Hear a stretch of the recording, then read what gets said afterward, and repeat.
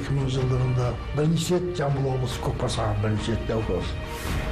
Нұрдәулет командалық көкпардың негізін қалаушы деп айтсақ та болады. Қазақтың бағына туған палуан деп айтар едім Нұрдәулет Момыновты. Дәукем бір сөзіме айтын, ұста көкпаршы. Нұрдәулет шынында да тек қана бұл шабандоз ғана емес, тамаша атсейіс азаматты атбегі. Булиттің алғашқы авторы болып енді Нұрдәулет десек болады. Қазақстанда мен көргенім мұнан жақсы булит салған жоқ емес. Нұрдәулет қазақтың жастарына өнеге болатын, батыры деп есептесем де болатын. Бәріміз бірдей көреді, бөліп жармайды. Ғасырда бір туатын адам деп білемін. Жігіттің бәрі осындай болса, біздің қазағымыздың мынау ұлттық ойыны любой жерде жеңіске жетеді. Нұрдәулет 20 жасынан бастап әулиеата сапындағы бірінші нөмірлі ойыншы. Ұлттық құрама бапкерлері де оның бірінші болуын қалады. 2001 жылғы тұңғыш Қазақстан чемпионы. Азияны алғаш бағындырғанда Нұрдәулет Момынов. Сондықтан болса керек, жанкүйер жүрегінде ол нөмірі бірінші көкпаршы.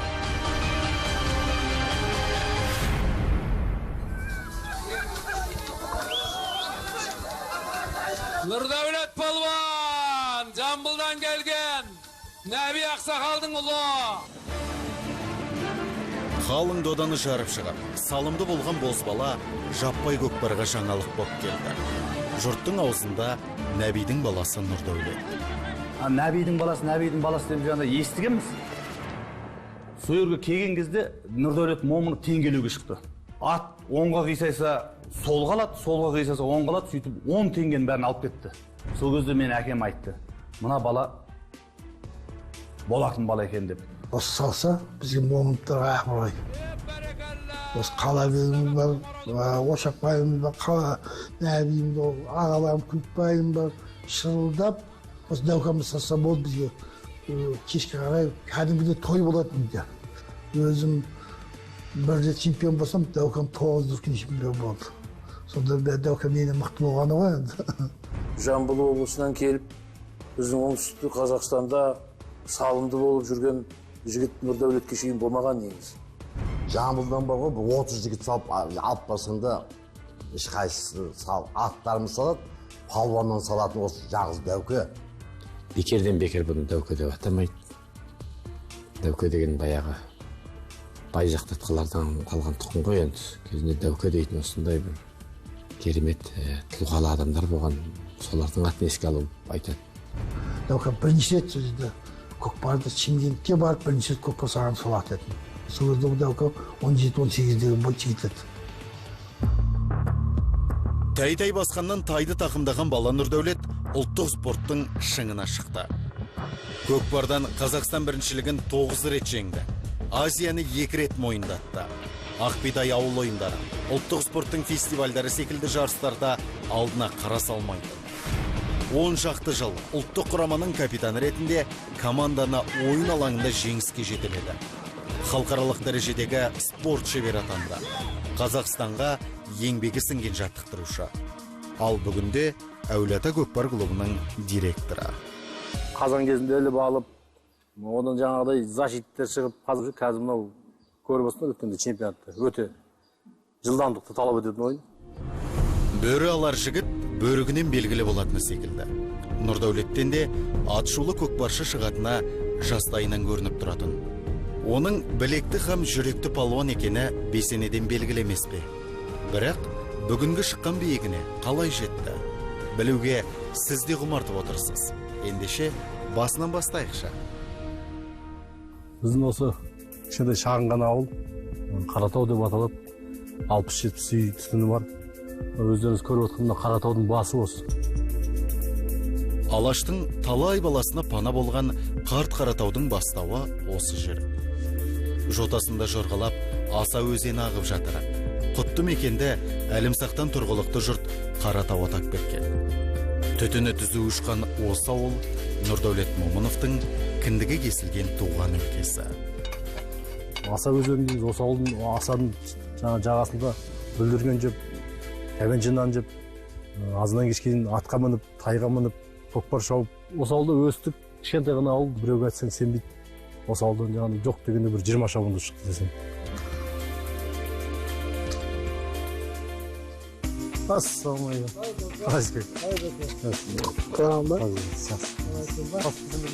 Бұл ауылдан даңқты шабандоздардың көп шыққанына сендіру қиын емес қой. Алайда сол мықтылардың бастау бұлағы Момыновтар дегенге нанасыз ба? Атам айтады екен, Құдайға шүкір олжалы қайттық деп. Содан жаңа әкем шартыда қалам дейді. Қаяқтың олжасы бір салым салмадық. Жеңіп қайтып келетіміз. Мен саған олжалы деп тұрған себебім, ертең мен саған магазиннен қанша әтір керек, қанша тарақ керек, қанша бесрамол керек. Ол кезде сондай екен салым ғой. Қазір ғой салымға үлкен жүлделер тігіп жатқан. Олжалы қайт дегеніміз мынау аяқ қолың сау, атымыздың аяқ қолы сау. Қазір сенің атыңа аяғы құрса, мінгесіп қайтатын ек. Ол атты сөйлі сойып тастап кетер ек. Осының өзі үлкен олжа. Аспанға қара Құдайдан тілеймін дейді.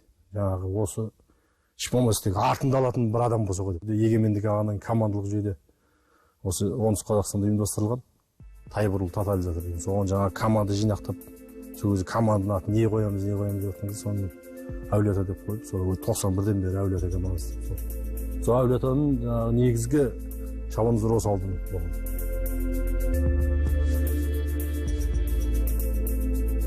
Нұрдәулеттің қалада тұрса да осы топыраққа аңсар ауып тұратын. Қаратаудың қатқан наны Тараздың тәттісінен артық еді.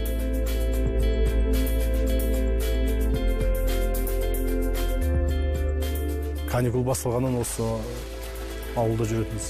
Азынан кешкен атқа мініп, тайға мініп, көкпар шауып, шөп жинап, қой бағып деген сияқты. Сонда әкесі деді, бір күн жібер Сағабек, бір күн қонып кетсін. Сенде де қонында келді, бәріміз тамақ үйде. Сонда бармайтын, сонда әкесі келіп, бір күн жатып, бармай қоятын. 3 ай бойы каникулда ауылда болатын. Мен келін болып түскен кезде, Дәуке айналайын, 7-8-9 жасар бала едім. Ағабек көкесінің қасында жүріп, осы ауылдың тіршілігі, мысалы, той көзеп кеші береді, бақып берші Дәуке деп кетеді. Ол кезде не аттан түсе алмайтын, не атқа міне алмайтын кезі кішкентай бала. Сонда жаңағы атқа мінгізе береді, барып қойды бақып келеді кезегін. Дәукені үйреткен мен едім. Өз кішкентайынан бастап тайға мінгізіп, ауылда қойдың кезең, өзі қалада өсті Дәуке, қалада оқыды. 3 ай каникул бойы ауылда болады. Дәуке де сол көкесіне еліктеп, үйде жаңағы көкесінің бір етіктері болады, бір дәу етіктері, соларды киіп алады, көкпардың киімдері болады. Соны мен көкем сияқты болам деп, киіп алып өзінше өңке майда балармен көкпар шауып ойнайтын осы есіктің алдында. Төменгі сай бар, сайда сол ешек көкпар болады. Әркім ешектерін шығарып жібере салады, олар білмейді, ешегіміз жайып жүрді ойлайды. Қаяқтың біз балдар бәрі бөліп мініп аламыз да, кешкейдің боз боранын шығарып, шаршатып ешектерін өздері кейіне жете алмай қалады. Одан ол ешек көкпардан тай көкпарға шықтық. Қырдың үстіне тай көкпар салатымыз. Өзі серке жоқ, жаңағыдай қолдан серке жасап алып. Осы ауылдан 20-30 бала шығатын сол тай көкпар. Азынан кешкейдің қырғын тартыс. Ауыл жоғары ауыл, төменгі ауыл деп бөлінеді. Сол екі ауыл ортадан бөлінетіміз де шабатымыз. Бұғанасы бекімей атқа қонған Нұрдәулет әлі күнге тізгін берген емес. Өмірдің көкпарында Нәби Ақсақалдың олжасы оңды болғаны осыдан көрінеді. Ең алғашқысы әрі аяулысы да Нұрдәулетінің шыр еткен үні шығар. 1979 жыл, қыркүйектің 13-і. Нәби Ақсақал үшін бұл күн ұмытылмайды. Тұңғыш қамшы ұстары жарық дүниенің сәулесіне шомылды. Бұл Дәукенің өзі өмірге келгені бір бөлек. Құдайдан сұрап алған бала. Папам да жаңа 4 қыз болды ғой енді сол кезде. 4-ші қыз Мұбара туылғаннан кейін бізді Саламат екеумізді папам бізді де дайындады да көкпарға. Әр қыз дүниеге келген сайын папам жаңа үміттенетін, ер бала бола ма деп. Маған бірақ ол айтады, маған қызда болса ол сияқты дейді, бірақ өзі жаңа аттың астынан өткізеді бар қыздар. Дәуке дүниеге келгенше бізді атқа мінгізіп, жаңағыдай ұлша тәрбиелеткізді. Бір ат бар еді өзі бір керемет мүсін сияқты да сол аттың астынан өткізетін Саламат екеумізді. Сонда мен жылап тұратын, қорқып, Саламат болса өзі тез өтетін да. сонда жаңағы мамам ана жақта қарап тұрады да, біліп тұр ғой мен қорқып тұрғанымды. Мамам шақырып алады да, айтады, сен кішкентай бала не тілесе, соны Алла тағала бәрі орындайды. Аспанда Құдай бар. Құдайдан бала тілеңдер. Әнім болса екен, мені бізді іздейтін әні болса екен деп тілеңдер. Сіздер көрпен жамыл олады астынан Құдайдан тілеп жатады. Сөйтіп жүргенде берді ғой Құдай Дәука тәйімді. Дәука дүниеге келген кезде бүкіл Қаратау ауылы үлкен той жасады.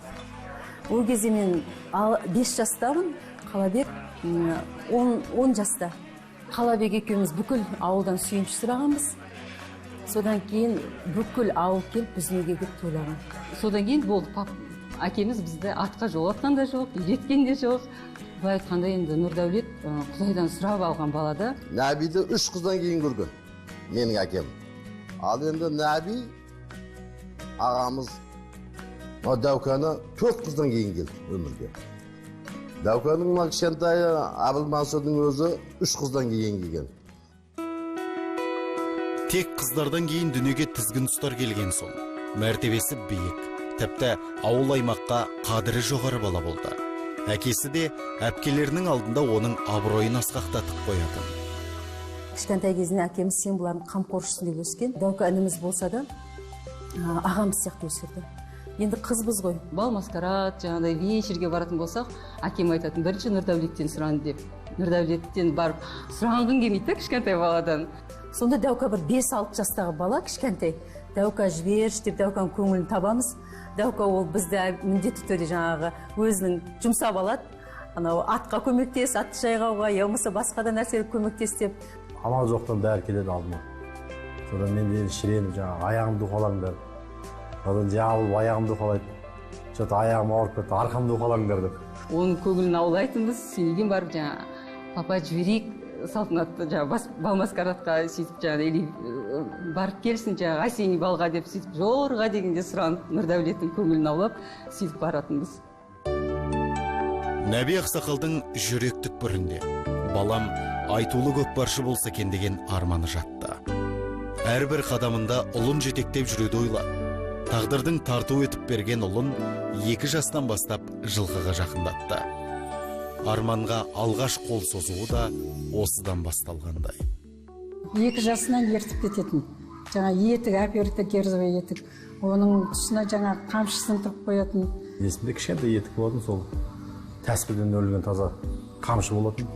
Сол қамшының етігімді салып алып, жәнінде шапқылап, кейде алдына отырғызып, мінгізіп алып, тастамайтын көкпарлардың. Мен айтам, ойлап, бұл балаға енді кім қарайды енді?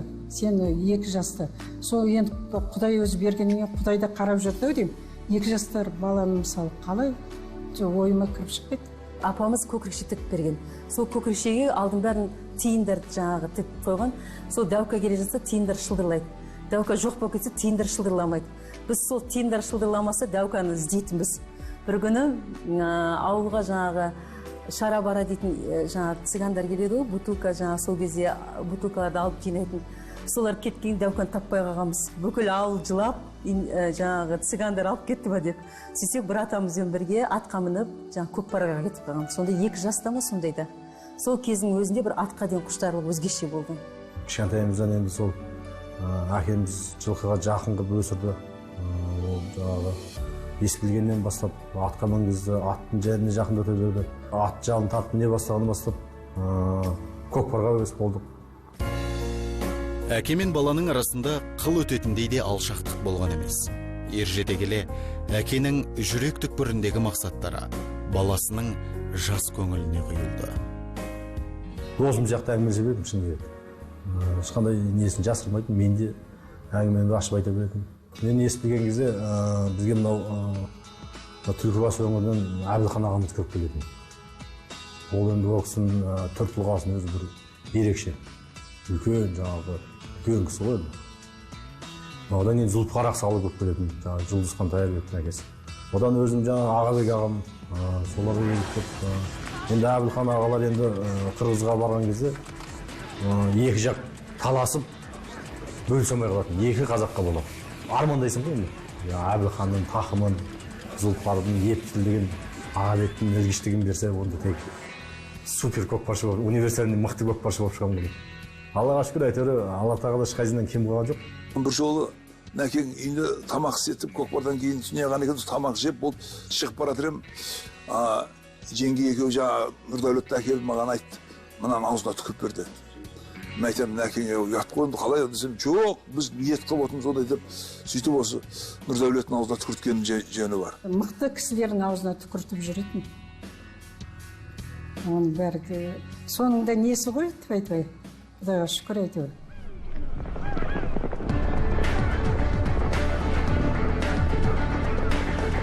Ат құлағында ойнайтын епті жігіт алғаш көкпарларға жағаласа бастайды.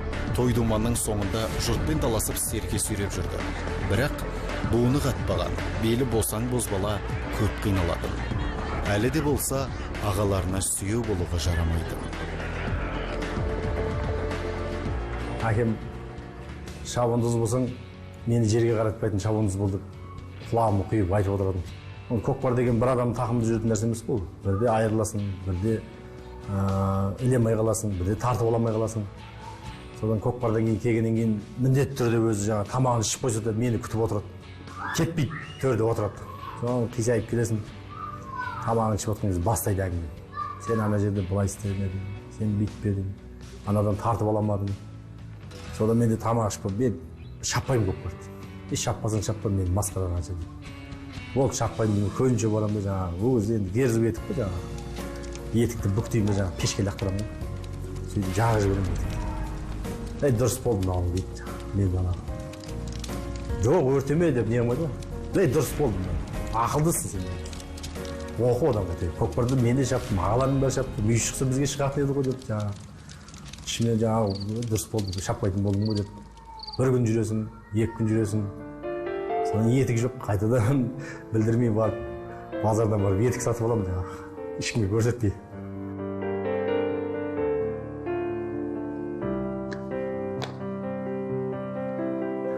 Содан келіп асқанды жайлап, киім шығамын. Не болды? Қайтып шығатын болдың ба? Көрейін тағы. Дұрыс көрдім, мінді шығады. Сөйтіп бір 4-5 етікті өртеген шығар, мен есімде жоқ енді. Есесіне ет жақындары Нұрдәулеттен көп үміт күтті. Аты аңызға айналған Ағабек ағасы да қан майдан көкпардан соң белбауын басқаға емес, Нұрдәулетке бергені көрегендігін көрсеткендей. Бабан деген әкемнің досы болған Қырғызстанда. Сол кісі көкпар берді. Үлкен көкпар берді. Әкеме жаңағы айтыпты, Нәби осындай қазағың бәрін жинап кел. Үлкен көкпар болады, қазақтар түгел келсін деп. Содан мынау түлкі бастан бері түгел жиналып, әкем бастап барды. Мен баламын ол кезде. Мен де бір атпен жүрмін ішінде жағаласып. Бірақ шаппаймын. Ол кезде Қырғызстанның тәртібі 9-дан шабады, не 7-ден шабады. Қазақ жағы сәл аздау, қырғыз жағы тізіліп тұр, кәдімгі осы Шыңғыс ханның әскері ұқсайды. Есебі жоқ. Бір ұшымен бір ұшы көрінбейді. Жетеуі мияқтан шапты, жетеуі мияқтан шапты, ортаға көкпар шабандоз алады да, ол енді шаппайтын шабандоз. Төмен қарай шауып кетеді серкені алып. Көк көйлек пен қызыл көйлек төмен қарай кетті. Екі мәреде екі. Мына жақта қазақ тұр, мына жақта қырғыз тұр, Құдайдан тілеп, бізге келсін. Кіргенде жерден атпен кетіп баттым. Қырғыз көтере алмады. Ол кезде қазір айландырып ондай жоқ бізде. Шапқан бойда да кіресің, сөзді көтересің. Қызым дәу тек екен Құдай берді өзі. Көтеріп алып, көтеріп әдемелеп тұрып басын тақым. Көкпар көтеріп бері қарай келе жатыр. Қарасақ жаңағы Ошақбай ағамыздың торайғырмен Ағабек көкеміз бастады. Жасыл шалбар болады ол кісіде. Жасыл шалбар тегі 100 метрден, 300 метрден танып қоясың. Өмір тастамайды сол жасыл шалбарын тастамай шығады. Ой, жасыл шалбар Ағабекке тиді ғой деп бәрі шулап кетті. Додан келді, додан мәренің үстінде жаңа салдырмайды ғой. Қырғыздың мәресіне барам, сояққа тастайды. Қазақтың мәресіне барам, қазақ десе көп бастым енді. Басқанда да бақылай бастым. Өзім байқап бір терім шүрек қара тер. Ол шықпай жатады, бәрі шаршадың бер дейді, бермейді. Тартып жатыр, ол кезде тарту деген енді страж тартады. Қатты тартады көкпар. Сонымен атты әйтеуір мәреге жеттім әйтеуір. Қырғыздың ережесі мынандай шапан тастайды, шапаннан келіседі, 2 қамшы дейді. Шапаннан 2 қамшыдан жетпесе саналмайды. сол екі қамшыға екінші қамшы ана көкпарға тисе есептеледі. Былайша айтқан кезде тура тастау керек. Тастай салуға да болады, бірақ есептелмей қалса қайтадан төмен қарай басып келеді. Ал ол жеті шабандоз ауыспайды, атты ауыспайды. Қашан салғанша сол жетеуі азанғайын шапса да сол жетеуі жабады. Киімнен киім жоқ қой, үстінен бір киім жоқ. Сол белбауым маған қызыл, басқа ештеңе жоқ. Даже шақпенен бәрін жыртып алып тата берген болып, аттың үстінен құлатамыз деп. Аттың үстінен құлатамыз деп, бір жағы намыстанып, ана деген не деген салым. Ондай салым болмаған әлі Түркістан. Ары өтіп, бері өтіп әйтеуір көкпар түсті ғой. Тура жаңағы шапанға орал түсті. Ана үстіндегі киген жидесі тартылып, жұлым болып, белінде қапқан ғой. Салып болғаннан кейін жаңағы өзі белбау келеді. Сол белбауды ешкімге бермеймін ғой, бәрім жатады, жыртып, киес машинадан, енді ол кезде иномарка деген жоқ, машина тығып мені алып кетті. Содан жаңа белбауды Ағабек көкемнің беліндегі белбауға бәрі ұмтылған ғой, ырымдап, балаларын алайын деп. Бір жағы сол жұлып алған болу керек енді, салғаннан кейін. Соны Ағабек көкем шешіп, ешкімге бермей, мені іздеп тауып, беліме әкеп байлады. Ырымдап, белбауын шешіп, Дәукенің беліне байлаған Ағабек ше. Бір жағынан Құдайдың берген шығар, осы Дәукенде атақты шабандоз болды ғой. Басқаға бұйырмаған белбау енді Нұрдәулеттікі. Бұл жайт болашақ көкпаршы үшін жаппай көкпардың жілігін шағуда нақты мақсат етті. Алайда тұла бойын бола күші кернегенмен өзгеге әлсіз етті. Жуалда командалық жүйеде бір ас болды, үлкен ас. Сөйде жаңағы 7-7-ден команда көкпар шабатын болды. Содан мен де шабайыншы деп ағаларымнан сұрағанмын, ол кезде Ағабек ағам, Күлтбай ағам, Асқар, Бағдат бәрі шабады. Жарайды, сен де шап деп маған жидені кигізді. Мәз болып тұрмын мен, атым сабалап, осы көзге көрінейін деп тұрмын ғой. Сөйтіп тұрған кезде осы Дәулетбек Омбаев Қаракемерден қазір Қазақстан құрамасын ойнаған мықты шабандоз ғой, сол келіп қалды. Сөйтіп енді ол менен мықты енді, өзге түсіп жүрген мықты шабандоз. Сол жерде бәрі Дәулетті алайық, Дәулетті қосып алайық. Мен жеңіске жету керек қой, команда деген бір адаммен ғана емес, жалпы командамен жеңіске жететін нәрсе ғой, ауызбіршіліктің арқасында. Жарайды деп жаңағы шешкім келмей, шешіп беріп, Дәулетке бердім. Содан қарсылас команда жаңадан жасақталып жатқан Тараз командасы. Соларға бардым. Мені қосып алыңдаршы командаға деп. Жарайды кел деп, олар да бір жидесін беріп. Сөйтіп тұрған кезде оларға да адам шығып қалды. Сенен қоя тұр енді, жассың ғой деп. Кеңдерінде жаңағы жидеден шешіп лақтырдым да, сол таудың арғы өтеді, жуалы, воен совхоз дейсің ғой. Содан артымды жіберіп үйге қарай кеттім жаңағы шауып. Артымдан жаңағы ағаларым бәрі қуалап келе жатыр. Жаңағы Ағабек ағамды, Күлтбай ағамды, тоқта, шабасың деп, шаппайын, шабыңдар өздерің деп. Сөйтіп тау асып кеттім деп, қашып кеттім. Астында бір жирен қасқат бар күшті. Құлан ауданынан алып берген әкем. Содан жаңағы, енді әкем мен жанында көп жүргем, анау үстінде жаңағы шешен қойшылар бар еді. Солар үйіне жиі баратынбыз, бәрін танимын. Денис деген кісі бар еді, соның үйіне бардым да жаттым. Балам келді, бірінзісін беріп, айранын беріп, атымды байлап қойып. Бір күн жаттым, келесі күн асықпай келдім. Сөйтсем жаңағы біздің ағаларымыз жеңіске жетті. Бірінші орын алып, Ағабек көкемнің құлағы түсіп қапты, кесілді. Абай ауылында бір көкпар болатын болды, жаппай көкпар. Үйдегі барақ мықтақтарын салып, сол ауылға бардым көкпарға. Ақыр мен бұлар қоспайды екен, мен бұларға мықты екенімді көрсетейін деп. Сөйтіп соларға қарсы шаптым. Қарсы шауып, тартып аламын, іліп те кетемін жаңағы. Сен ақымақсың ба, бізге шаппаймын сендерге деймін, сендер мен қоспай болғансың ба дейді. 16 жасым деді Дәкөш. Бұл жас кезінен ортаға кірді, ортаға кірді. Ең бірінші жеңісі Жамбылдың 150 жылдығы Дәукеннің ше. 96 жылы Жамбылдың 150 жылдығы болатын болды, сол жерге команда жасақтайтын болды. Осы Қайрат Шотбақ дейтін ағамыз Алау газдың бастығы болып тұрған. Сол кісі демеуші болып, әулиеата Алау газ деген сары форма тіктірді кәдімгі. Күшті бір матадан, астысымен, бөркімен.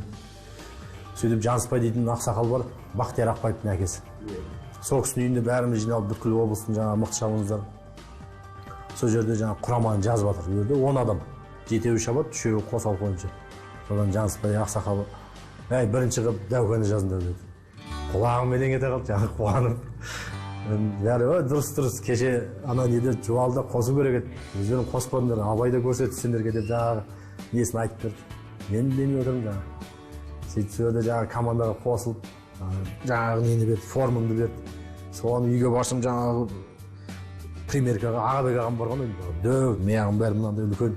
Оны барып ательеге тіктіріп алдым жаңағы кішірейтіп. Ал енді соны күніге келіп айнаның алдында. Жарысқа әлі ұзақ 2 ай бар. Күн жылжымайды ғой жаңағы. Маған ертерек басталса ғой жаңағы киіп шығу керек болып тұр ғой.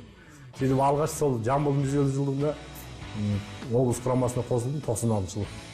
Содан әйтеуір шалып қоядым ғой осы облыстың құрамасында. Бұл көкпар Нұрдәулеттің бағын ашты. Күш атасын танымас деп, жас балаға тамсанған жұртта санау болған жоқ. Осы тұста ол небәрі 16 жаста. Алыс жақындағы үлкен көкпарда Нұрдәулеттің шеберлігі шыңдала берді. Бұлайша жаппай көкпарға Жамбыл облысынан келіп, біздің оңтүстік Қазақстанда салымды болып жүрген жігіт Нұрдәулетке шейін болмаған негіз. Нұрдәулетке ұстаса, бірақ көкпар сода қалады дейді. Кім басып отырса, ол басып отырса. Қазақстанда палуандардың ішінде осы жуан ілгіштерден Нұрдәулет бірінші орында ғой деймін өзі. Өте жақсы көтеретін жерден.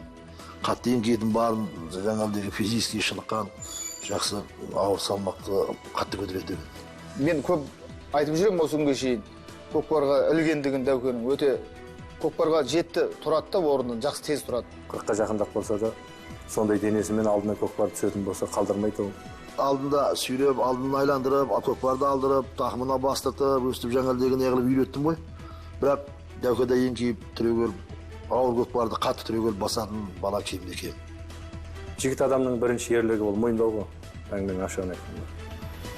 Мен де мойындаймын, Дәуке өте палуан. Бұған дейін қаншама шәкірт тәрбиелеп келеді. Бұдан кейін де өте зор тәрбиелейді деп айта аламын. Нұрдәулет қайырға барса да артынан кісілер айғырларын алып, мен артымда деп жүр. Соның өзі Нұрдәулеттің кім екенін көрсетіп тұр ғой. Мен аттарымды басқа шабандоздарға бермейтінмін. Олардың бәрі келіп көке атыңызды беріңізші деп сұрайды айналайын қарағыттарым. Мені сонша жерден Нұрдәулет іздеп келіп көкемнің атын шабам деп келсе, мен қалай сендерге атымды берем? Қайратты ерге бақ тұрады, қатты жерге қақ тұрады деген нағыз қайратты жігіттің біреуі, нағыз қазіргі заманның батыры десе болады. Біз енді ұлды қызды болып, оларды өсіп немере көргеннен кейін айтар едік, олың бәрі кезде бір батпан артық болсын деп та тілек. Сондықтан енді Нәби Ақсақалдың ара оқып білмейтін шығар, бірақ Нұрдәулет артық болмаса кей емес Нәби Ақсақалдың.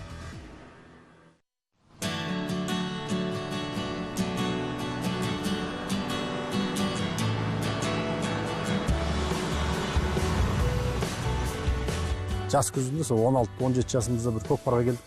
Садық Маткеев деген ең мықты жаңа Қырғызстанның тақым кештерінің бірі. Қырғызда бір Садық деген балбан болған, мықты балбан болғанда, көкпар тақымнан көкпарға ешкімге бермеген. Содан жаңағы Садық КамАЗ деген айғырмен жеге шығып кетті бір 5-6 метрге суылдап. Содан жаңағы Бұлдырық деген кішкентай ғана домалақ көк айғырым бар. Қамшылап келедім, осы метрлеп, жарты метрлеп, осы мәреге жақындағанда қолым жетті. Жеткен кезде жаңағы біз енді көбінесе осы Талас өңірі, Жамбыл облысы аяғын артқы сирағын байлап шабамыз. Соны жаңағы ыстаған кезде шабатарыс деп айтады. Садық бір алып шығып кетіп баратыр деле, Бұлдырықмен жетіп келіп, бір сілкіп тартып алып кеткен жерін көрдім да өзім. Бастымда бір қайырып жұлып алып кетіп, апарып салдым. О, елдің бәрі қуанып, Садықтан алды деп. Екінші басып шыққанда Садық ағамызды тағы ұстап көрейікші деп ұстадым. Содан жаңағы тартып келетін, мәрегеде жақындап қалдық. Тәуекел не болса болсын, не бел кетеді, не белбеу кетеді деген сияқты қолын үстінен баса салдым. Сол ағаларымыздың әдіс тәсілі ғой жаңағы. Бірден басқаннан кейін атты келте бұру керек. Не ода кетеді, не мені кетеді жаңағы. Не мен өзі қолымды өзім басып сол көкпарсыз қаламын. Тәуекелге бел басып. Бұрып кеп қалдым, әйтеуір софаң етіп көкпар менде қалды. Содан апарып салып, нәзбін өзімде, Садықтан жұлып алдым деп. Әкем де қуанып жүр сөйде. Садық ағамыз әкеме келіп айтты, балаңыз шақырыңыз, мен батамды берейін деп. Сол Садық сөйдің батасын беріп, сол ағамыздың жолын беріп өтеді. Ассалаумағалейкум жеке. Қандай жақсы, қалмай келдіңдер, жолға жақсы. Жақсы, Қандай? Өз бірақ сөйлемізі вактер болып кетті. Жақсы, аман есен. Аман есен. Қандай сөздер? Ал кеттік ана. Нұрдәулеттің әкесі Нәби Ақсақалдың қырғыз бен қазақ арасында ашқан есігі бүгінге дейін талайдың пайдасын асып жүр. Ел мен жұртты жалғайтын алтын көпірдің қызметі кейіпкеріміздің де мойнында. Сияқыл көкө менен Нәби көкөнү жакшы таанышты. Ошолор бәрін ээрчитип чыгып, Кыргызстанды буларга таанытқан бәрі ошол эки киши го. Акеси маркум Нәби көкөбүз менен жакшы аралашчу экен. Эми атасынын баласы да Нұрдәулет мындайча айтканда элдин адамы. Эрте аралашып, эрте мойнун алды да командага капитан болчу. Жаш бала капитан команда болуп, бир командадан алып жүрүш кыйын го. Биринчиден атасынын арты, экинчиден өзүнүн дээринде бар да. Тәуекел жақшып, ойлатан пәштің номератын әдінен. Бөлеттан, мұндай чапар елген жағынан тақымы мықты болған. Қара доллар деп, қара доллардың пәшті. Тілі ғана жоқ болған ғой. Аттак, сөз жоқ. Таразда болған бош керек ошо баягы 12-0-га утқан бір Кыргызстан сборныйын утканда, ошондо Олята командасы чыккан. Ошондо Нурдәулет Кара доллар деген ат менен катар-катар бир 3 салып кеткен болот. Ошол эсимде да, эми эстедим, ошо бир 12-0-га бир утушкан. Жеке касиетинен эң жакшы калп айтпаганы жагат мага бунун. Анан көтөрүлүп мактанбайт да ушу. Орустар айткан не дейт? Звездный болезнь деп койгон андай жок да. Анын бәрин уже жең койду. А буларга чейин болмокту. Өзүмдүн кенже кичи балам былтыр уулду болдум эле, атын Нурдәулет койдум. Ушу Нурдәулеттин атынан койдум да. Ошо Нурдәулеттей бир мыкты Кыргыздын бир инсаны болсун деп, дайым ата балага жамандык каалабайт экен. Кудайым буйрса жакшы Кыргыздын жигиттеринен болсо экен деп. Ушу Нурдәулеттей болсо дагы жаман болбойт деп ойлодум да. Каягынан болбосо да, ушул ойлонуп тактикасы жакшы да бунун. Моменттерде казан түбүнөн защитасы да күчтүү. Кандай салдыра таза үйрөнүп бүттү дейм буларга эми. Сөз жок.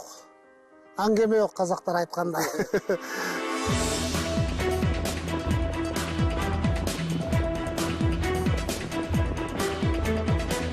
Қаратаудан шыққан Қабылан көкпаршының Қырғызға бергенімен айыр қалпақта ағайыннан алғаны аз емес.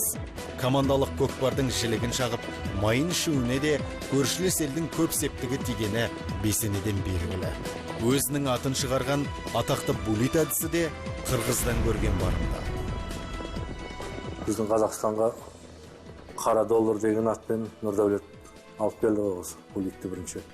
Осының әрбір лақтырғанын көріп сүйсініп, соны үйренуге тырысып, талпынып, бізде содан үйренген жеріміз ғой, көп жерін соның лақтырғаннан қарап үйрендік. Оны өзімде көрдім. Сондай бір сәттер болды. Кәдімгідей волейболдың дағыдай қорғанғанына қарамай, бір кісінің үстінен асырып тастап жүрген кездері болған. Алматы қаласымен ойнап жатыр. Алматы. Руслан Құлымбет деген шабандоз бар, өте күшті шабандоз бар. Бейт қорғап, бейт тұрып ет.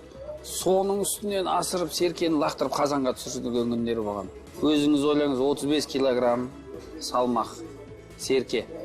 Соны мына жәнде тұрған, өзінің бойымен бірдей тұрған баланың үстінен лақтырып қазанға түсіру. Баскетболный мяшты допты лақтырғандай қылып түсірген да.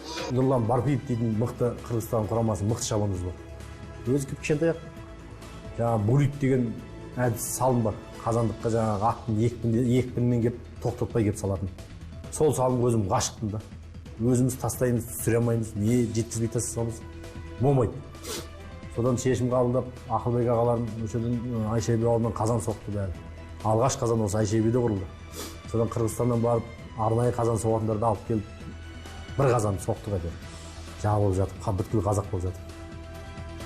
Содан Барпиев келді Нұрлан. Бір 2 жұмадай жатып бізге жаңағы булит әдісін үйретіп, содан булит әдісін үйреніп алдым, жақсы үйреніп алдым.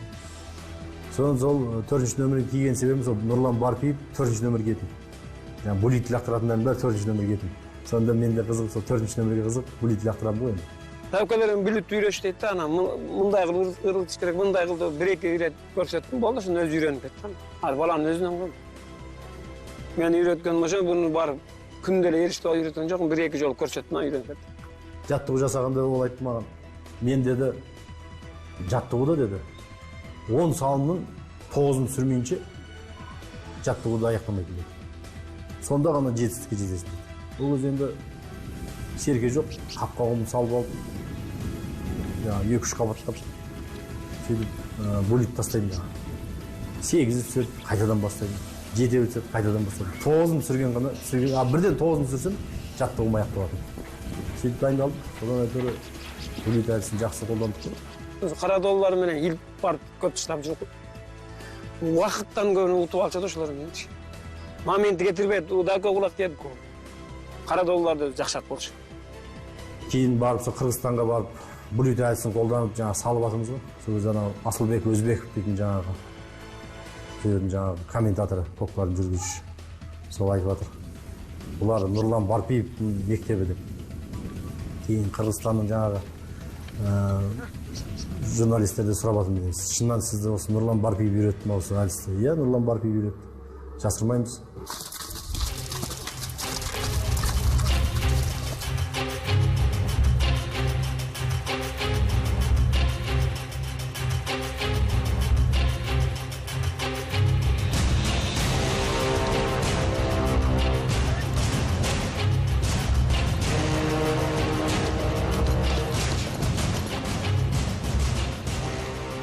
Серік ағамыз үмбетовке әкем кіріп, осындай жағдай түсіндіріп, бізге клуб ашу керек, көкпаршыларға жалақы беруіміз керек, тиянақты дайындалу керек олар. Әйтпесе біреуі шофер, біреуі қойшы, біреуі жаңағы күзетші. Олардың бәрін басын жинақтап, кәдімгі клуб құруымыз керек. Деп ол кісіге сондай ойын айтқан екен, ол кісі бірден қолдап жарайды деп келісім беріп, 2004 жылы алғаш клуб құрылып, ол кезде мен жас жігітпін жаңа. Сен клубтың директоры боласың деп әкем айтты. Ол кісінің 100% үлесі бар біз. Ол кісі сол кіз бастаған кезде бәріміз бірге жүргенбіз. Сол кезде бастаған әкем басын бәрі салып, сол жақтан Айша бенің несін ашып, аттардың бәрін аттың басын қосып, сол кездің көп еңбек сіңірген сол кісі. Көбіміз солады. Бір жағынан ол Нұрдәулетті өзі кішкентайынан бала кезден көкпар болды. Әкемнің өзі қолдап, соң бәрін дайындап үйленеді, әкеден үйленген соң бәрін істеп отырған. Жақсы, Нұрдәулетке біз өте ырзамыз. Шымшық сойса да қасап сойсын дейді ғой. Бұл директор болып, басқа жақтан директор болып келсе, ол не атыңды түсінбейді, не жеміңді түсінбейді, не тартпаңды түсінбейді. Бұл өзі сол саладың адамы. Атты да біледі, қай шабандозды да біледі. Атқа не керек жанына, атты қалай бағу керек, қалай ұстау керек, қалай аттың ырқын бәрін білген адам бізге осы Нұрдәулет ыңғайлы болғаннан ол 100% бәріміз қолдадық. Атадан бала туса игі дейді, ата жолын қуса игі дейді. Мінекей сол Нәби екеуміздің салып кеткен сара жолына бүгін ұлы Нұрдәулет Нәбиұлы жалғастырып келе жатыр. Сол саламен жастардың барлығын осы ат спортына баулып, барлығын үйретіп, қызығушылықтары болса, барлық бағыттарын көрсетіп келеді. Директорлық жаңа қызмет оның көкпардың ауасымен мәңгі тыныстауына мәжбүрледі. Бірақ жаңа клуб аяққа бірден тұрмағанын ескеру керек. Қолдаушылар болды. Ел азаматтары бір жеңнен қол, бір жағадан бас шығарды. Кісілердің жеке аттарымен өнер көрсеттік, демеушілік жасаған кісілер болды. Ол енді қазіргідей атала салатын жағдай мүмкіншіліктер болмады. Көліктердің де мәселесі осымен 12-13 километр жердегі жаңа базға осы Айша бейбіден барып, атпен жаттығу ретінде, жаттығу кезінде барып, сол жерде жігіттер бір-бірімізді бөтендей екіге бөлінгеннен кейін аянбай тартысып жаттығу жасайтынбыз. Нұрланбек Тілебарыс деген ағамыз жаттықтырушымыз болды, аға жаттықтырушы. Үстімізден Нәби Ақсақал қарайтын, барлығына ойындағыларын айтып бөлісіп, ақыл кеңесті сол кісілерден сұрайтынбыз. Кем кетік болды. Ол кезде жаңағы демеуші ағалар болды. Осылай сендерге ат жағынан көмектесейік, басқа да жағынан көмектесейік, жаңағыдай көмегі жақсы болды осы. Нәкеңнің інілері, нәкеңнің өзі көтермелеп, не дейді, жай енді басталып келатқан баланы жан-жанынан демеп көтеріп жіберу, сол жағынан үлкен ағалар жақсы жәрдем берді. Ақжайықтан келген апталы азаматтар, Жасұлан айтты. Көкшетауда бірінші орын алып, осы Құлажан Тоғайбаев екеуміз көзге жақсы түсіп, сол жылы әйтеуір чемпион болған күні әйтеуір бізге айтып, болды, сендер ертеңнен бастап Жамбылға барып, бізге қосылдыңдар да біз екеуміз қуанып соған. Сол ең бірінші сол жастар жарысында бірінші чемпион болдық 2007 жылы. Сонымен ілініп кетті Әулиеата командасына. Әулиеатада шабуымызды ешкім ойлаған жоқ. Көкбаш енді ауыл төңірегінде шапқан енді. Ол белгілі бір дәрежеге жету үшін сол неге кіру керек Әулиеата, ондай ой болған жоқ менде. Шақырған кезде қуанышымызда шек болған жоқ. Әке-шешеміз де қарсы болмай жіберді ақпатасын бәрі. Көкпарды да мысалы Дәукеден үйрендік бәріміз. Былай бас, былай ел деп. Шабат арысқа барғанда былай істейсің. Білген кезде былай бойыңды тез таста деп. Тәрбиенің бәрін Нұрдәулеттен алып қойдым көкпарды. Жалпы өмірде де тәрбие алып келеді ғайып. Кім шәкірті дедің, Нұрдәулеттердің, Жұлдызхандардың, Манарбектердің шәкірті деп. Сөйтіп айтқанын қалаймыз халықтың. Атайы деп қасқырдың ғана топпасаған еркегін айтады. Атайы сияқты артынан жас бөлтіріктер, жас сырттандарды ертіп келе жатқан осындай тұлғалы азаматқа айналып келе жатқаны бәрімізге қуанышты. Қиын қыстау кезеңде Әулиеатаның негізгі табысы ел чемпиондығынан бөлек лазер. Әулиеата тарихында, тіпті қазақтың ұлттық спортында орасан орны бар текті жануар. Лазер бәріне белгілі, ол Қырғызстанның Қожамқұл деген командасын атады. Индусбек деген бауырымыз жаңағы Айырқалпақты ағайын. Бірден соған бардық. Аттар енді керемет аттар бар. Қоласы толған ат, мықты аттармен жасап, сол кезде Қырғызстанның чемпиондары. Үндемей отырмыз жаңа шай ішіп. Ол өзі де кішкене несі тұйықтау жүрген. Бірінші барғанымыз үндемей кеттік. Екінші барғанымызда Нұрланбек Тілебарыс ағамыз екеуміз бардық. Әкем бар үшеуміз. Әкем айтты, Индусбек мына балдардың шаруасын айтайын саған. Осындай бізден команда құрылып жатыр. Әулиеата командасы деген. Біз сенің аттарыңа құда түсіп келіп отырып. Аттарың бір-екі атын сатсайшы біздің командаға. Ол үндемеді. Мәшті көлікке мініп кетіп баратқан кезде Дәуке тоқта деді. Сен барып аттарын сатсаң қай атыңды аласың деді. Аты көп қой жаңағы. Содан деп қуанып ішімнен лазер не болмаса жиган деді. Бірақ ішімнен лазер сатса екен деп тұрмын. Жарайды деді.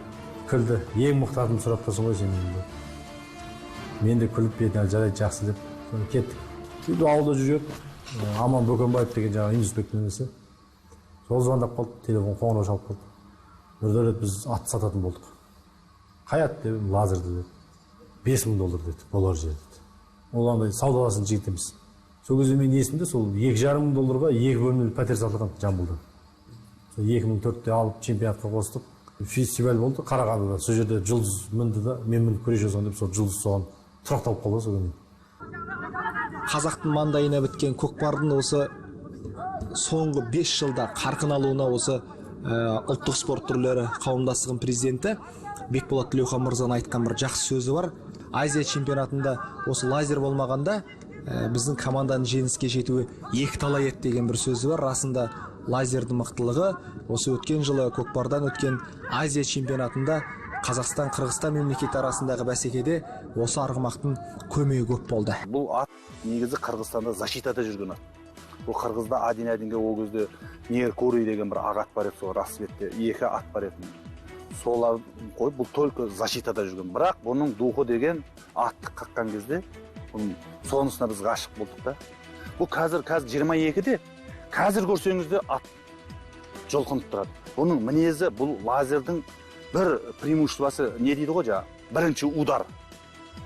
Қарама-қарсы салсаң, тура кесіп түсетін. И келесі ат ол кезде беттемейтін. Анау Алатау деген ат болды оңтүстік Қазақстанда. Марадона, Алтын торы, Шолпанбай көк деген мынау таластан келді, осы лазерге арнайы салған аттар болды. Бәрін осы лазер, осы көкбеттігімен, тура бірінші удармен барлық атты қайтарды. 2013-те Азияда лазер жеңісті бізге Қазақстанға берді. Сол жердегі ойында елдің бәрі білді, лазердің Азияда теңдесі жоқ ат екенін бәрі мойындап, сол жерде шапала құрып, бүкіл қырғыз ырза болып, қырғыздар ең аяғында болмағаннан кейін бізден шыққан ат, бізде құлын болып туылған, бізден сатып алған деп біздің сөзімізді қорытындылап жатыр. Мұндай тұлпар енді қашан туатыны белгісіз. Кешегі абсенттің заңды жалғасы іспеттес. Тамаша, қазір командалық әріптестердің екеуін бірлесіп лақтырған сәтін көрдіңіздер. Қандай тамаша, есеп ашылды. Бұл ракета деген тұлпары. Ұлы Әбілмансұрға таған. Ерасылым ес білсе, оған да бірдай дайын тұр дейді көкпарша. Қамшысын қатар ұстатсам деген ниеті де бар. Өйткені әкеден алған тәрбиесін енді өз ұрпағына дарытуда аманаттап алған. Түзде бөрідей мінезді азамат ұл-қызына құстың ұлпасындай жұмсақ. Семьяда да өте қамқор бізге, балаларына өте мейірімді, ұлдарына әсіресе атқа мінгізеді, қастарында алып жүреді, қыздарына дауыс көтерген көрген емеспін. Бізге де әрқашан қай жерде жүрсе де звондап тұрады, қалайсыңдар, не отсыңдар, балаларына сыйлығы келеді әр жерден, қай қалаға барса да. Звондайды, не алып кетпеген, қыздарым сендерге қандай сыйлық әкелген. Бірді әкетесе де болады. Бұл чемпион. Қалаға барып жұмыстан ақша алып келеді. Яғни көп барам, ана жерде атпен шабам. Сол атпен мен папаны атпен шабып жүрмін. Сол. Қазір мен өзім баламның мысалға 2 ой болып жүрмін. Көкпарға берейін бе, бермеймін бе? Ана өзімнің басынан өткендерді көріп, оған бауыр етіп балам ғой. Қимайсың. Бірақ енді арасы екеуінің біреу өтірі, бірақ атқа мініп шабам деп қойды, енді тосқауыл болмайсың ғой шабам десе. Жаппай көкпарға кетеді, команда көкпарға кетеді. Соң қаламыз үйде, переживать етеміз. Құдайдан тілейміз, аман есен келсін іште. Балаларымыз, қыздарымыз отырсақ құдайдан тілейміз.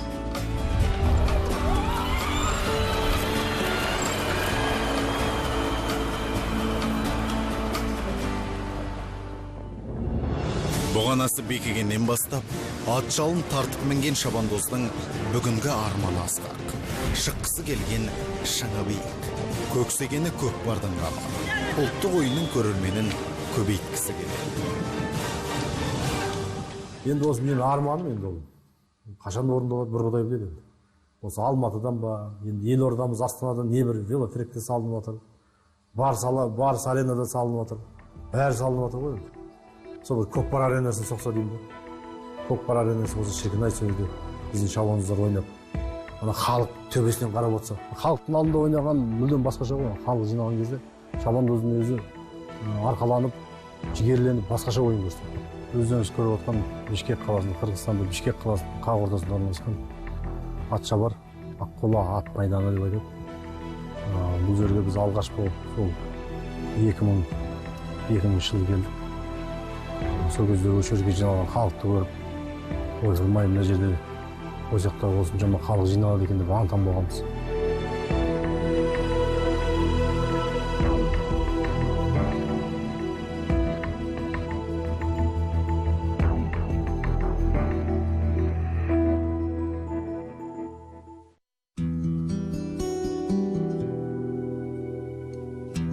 әулиета клубы дегенде біздің есімізге бірінші Нәби Рүстемұлы ағамыздың есімі ауыз құрылады.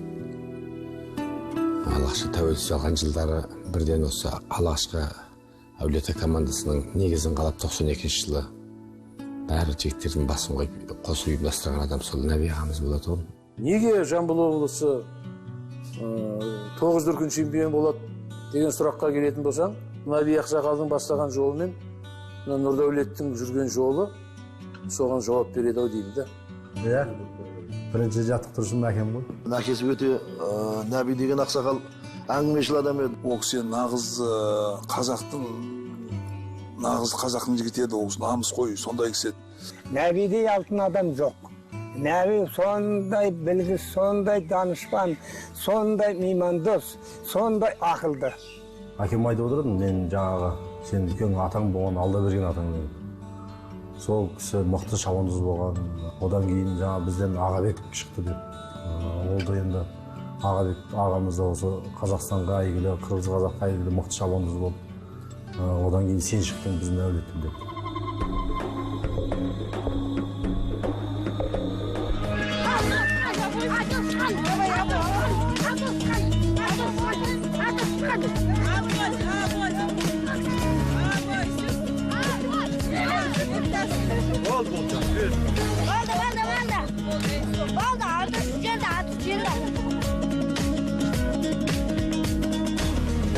Момуновтар тақымдарынан серке түспеген көкпаршы.